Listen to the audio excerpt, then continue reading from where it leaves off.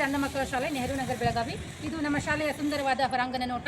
ಈ ಶಾಲೆಯ ಹೊರಾಂಗಣದಲ್ಲಿ ನಾವು ಪ್ರತಿದಿನ ಪ್ರಾರ್ಥನೆಯನ್ನು ಮಾಡುತ್ತೇವೆ. ಸರಿಯಾಗಿ ಮುಂಜಾನೆ 10-15ಕ್ಕೆ ಸಮಯಕ್ಕೆ ಸರಿಯಾಗಿ ಎಲ್ಲರೂ ಶಿಕ್ಷಕರು ಎಲ್ಲ ವಿದ್ಯಾರ್ಥಿಗಳು ಕೂಡಿಕೊಂಡು ಶಿಸ್ತಿನಿಂದ ಪ್ರಾರ್ಥನೆಯನ್ನು ಸಲ್ಲಿಸುತ್ತೇವೆ.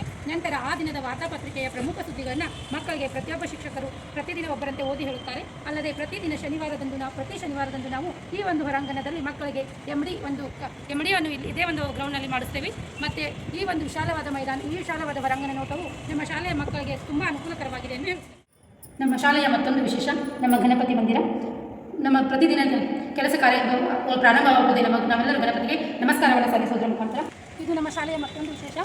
ಇದು ನಮ್ಮ ಶಾಲೆಯ ವಿಹಗಮನ ಓಟ. ಇಲ್ಲಿ ಉದ್ಯಾನವನದಲ್ಲಿ ನಾನಾ ರೀತಿಯ ಮರ ಗಿಡಗಳು, ಸಸ್ಯಗಳು, ಅದೇ ರೀತಿ ಹೂಗಳ ಬನಗಳು ಹರಡಿವೆ. ಹಚ್ಚೆಯ ಮುಂಭಾಗದಲ್ಲಿ ಸುಂದರವಾದ ಉದ್ಯಾನವನವಿದೆ. ಅಂಧ ಮಕ್ಕಳಿಗಾಗಿ ಪ್ರತ್ಯೇಕವಾದ ಆಟದ ಸಾಮಗ್ರಿಗಳು ಸಹ ನಿರ್ಮಿಸಲಾಗಿದೆ. ನಮಸ್ಕಾರಗಳು. ಇವತ್ತಿನ ನಾವು ಮಹೇಶ್ವರಿ ಅಂಧ ಮಕ್ಕಳ ಶಾಲೆಯ ಬೆಳಗಾವಿ ಜಿಲ್ಲಾ ಅಂಧ ಸೇವಾ ಸಂಸ್ಥೆಯ ಮಹೇಶ್ವರಿ ಅಂಧ ಮಕ್ಕಳ ಶಾಲೆಯಲ್ಲಿದ್ದೇವೆ. ಇದು ನಮ್ಮ ಬೆಳಗಾವಿ ಜಿಲ್ಲಾ ಅಂಧ ಸೇವಾ ಸಂಸ್ಥೆಯವರ ಕೊಠಡಿ. ಈ ಒಂದು ಕೊಠಡಿಯಲ್ಲಿ ಶಾಲೆಯ ಯಾವುದೇ ಕಾರ್ಯವೈಖರಿಗಳ ಒಂದು ಮಾರ್ಗಸೂಚನೆ ಹೊರಡಿಸುವುದಾಗಲಿ, ಕಾರ್ಯವೈಖರಿಗಳನ್ನ ಮಾಡುವುದಾಗಲಿ ಈ ಒಂದು ಕೊಠಡಿಯಲ್ಲಿ ನಮ್ಮ ಸಂಸ್ಥೆಯ ನಿರ್ಣಯವನ್ನು ಕೈಗೊಳ್ಳುತ್ತಾರೆ. ಇವರು ನಮ್ಮ ಸಂಸ್ಥೆಯ ಅಧ್ಯಕ್ಷರು ಶ್ರೀಯುತ ಚಿಂತಾಮಣಿ ಗ್ರಾಮೋಪಾಧ್ಯಾಯ ಸರ್ ಅವರು. ನಂತರ ಇವರು ಶ್ರೀಯುತ ಕಾಂತೇಶ್ ಆಚಾರ್ಯ ಸರ್, ಜಂಟಿ ಕಾರ್ಯದರ್ಶಿಗಳು.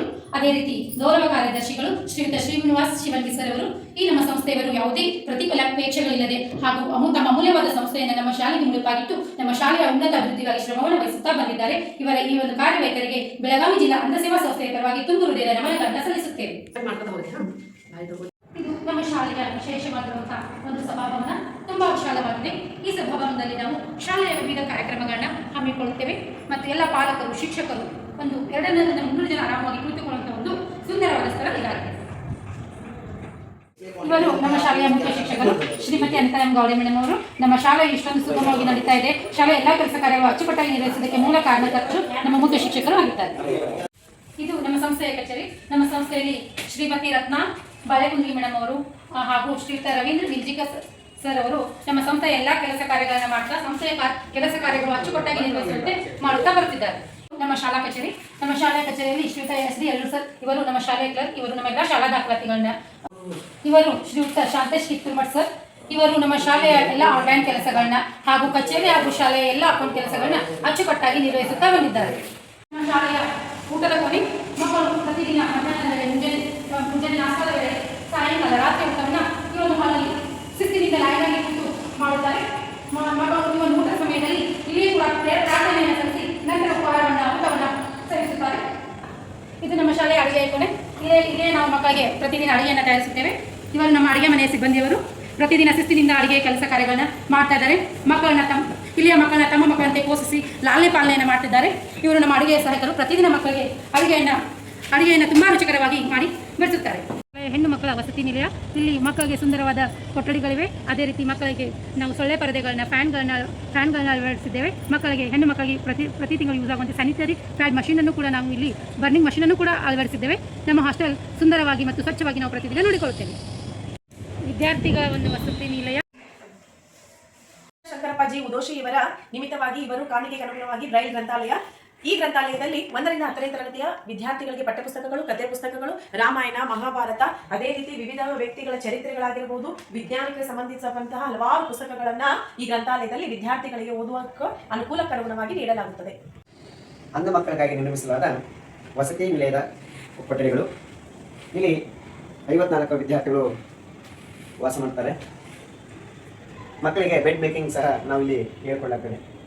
ಅಂಧ ಮಕ್ಕಳಿಗಾಗಿ ಪ್ರತ್ಯೇಕವಾದಂತಹ ಶೌಚಾಲಯ ಹಾಗೂ ಸ್ನಾನದ ಗೃಹಗಳು ಇವೆ. ಮಕ್ಕಳು ಪ್ರತಿದಿನ ಬಿಸಿಲು ಸಹ ಇಲ್ಲಿ ಸ್ವಚ್ಛತೆಯಿಂದ ಸ್ನಾನ ಮಾಡಿ ನಮ್ಮದೇ ಆದ ಬಟ್ಟೆಗಳನ್ನು ಸಂಗೀತ ಶಿಕ್ಷಕಿ ಶ್ರೀಮತಿ ಸ್ಮಿತಾ ಮಿಟ್ಗಾರ್ ಹಾಗೂ ತಬಲಾ ಶಿಕ್ಷಕರಾದಂತಹ ಶಂಕರ್ ವಾಲ್ಮೀಕಿಕರ್ ಸರ್. ನಾವು ನಮ್ಮ ಶಾಲೆಯ ವಿದ್ಯಾರ್ಥಿಗಳಿಗೆ ಶಿಕ್ಷಣ ಇಲಾಖೆ ವತಿಯಿಂದ ಇರುವಂತಹ ಸಿಲೆಬಸ್ಗಳನ್ನೆಲ್ಲ ಸಂಗೀತದ ವಿಷಯವನ್ನು ಕವರ್ ಮಾಡ್ತೇವೆ. ಜೊತೆಗೆ ಗಂಗೂಬಾಯಿ ಯೂನಿವರ್ಸಿಟಿಯಿಂದ ನೀಡುವಂತಹ 16 ಭಾಗಗಳ ಜೂನಿಯರ್ ಪರೀಕ್ಷೆಯ ಸಿಲೆಬಸ್ ಅನ್ನು ಮುಗಿಸಿ ಅವರಿಗೆ ಪ್ರತಿ ವರ್ಷ ಮಕ್ಕಳಿಗೆ ಪರೀಕ್ಷೆಗೆ ಕೂಡಿಸಿದ್ದೇವೆ. ಪ್ರಸಕ್ತ ವರ್ಷದಲ್ಲಿ 5 ಜನ ವಿದ್ಯಾರ್ಥಿಗಳು ಉತ್ತಮ ಅಂಕಗಳೊಂದಿಗೆ ಜೂನಿಯರ್ ಪರೀಕ್ಷೆಯನ್ನು ಪಾಸ್ ಮಾಡಿದ್ದಾರೆ. ಈ ಒಂದು ಕೋಣೆಯಲ್ಲಿ ಮಕ್ಕಳಿಗೆ ಬೇಕಾದ ಎಲ್ಲ ವಿವಿಧ ರೀತಿಯ ಬೋಧನೋಪಕರಣಗಳಿವೆ. ಅಂಧ ಮಕ್ಕಳಿಗೆ ಸಹಾಯಕವಾಗುವಂತಹ ಹಲವಾರು ರೀತಿಯ ಬೋಧನೋಪಕರಣಗಳ ಆಟದ ಸಾಮಗ್ರಿಗಳನ್ನ ವಿವಿಧ ರೀತಿಯಲ್ಲಿ ವಿಭಿನ್ನವಾಗಿ ತಯಾರಿಸಲಾಗಿದೆ. ಮಕ್ಕಳು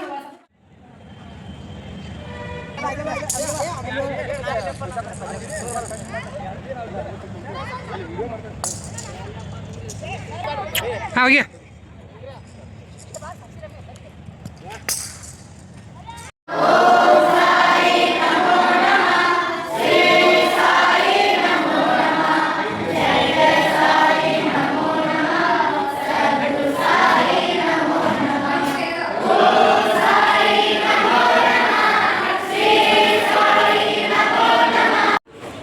ಇಲ್ಲಿ ಒಟ್ಟು Yes, dear students, today let us start about ಶಾಲೆಯ 10ನೇ ವರ್ಗ.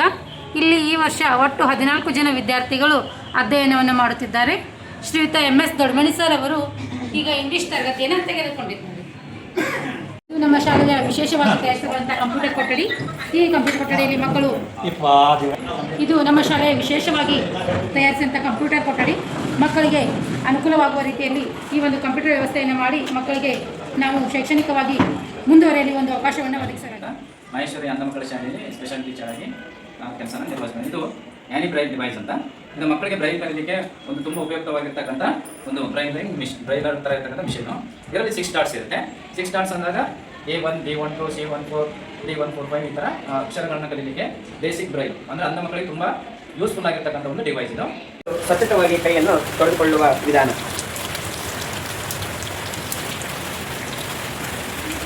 ಕೊಠಡಿಗಳು 1ನೇ ತರಗತಿಯಿಂದ 10ನೇ ತರಗತಿವರೆಗೂ ಕೊಠಡಿಗಳಲ್ಲಿ ಕುಳಿತುಕೊಳ್ಳಲು ಸರಿಯಾಗಿ ಕುಳಿತುಕೊಳ್ಳಲು ಬೆಂಚ್ಗಳ ವ್ಯವಸ್ಥೆಯನ್ನು ಮಾಡಲಾಗಿದೆ.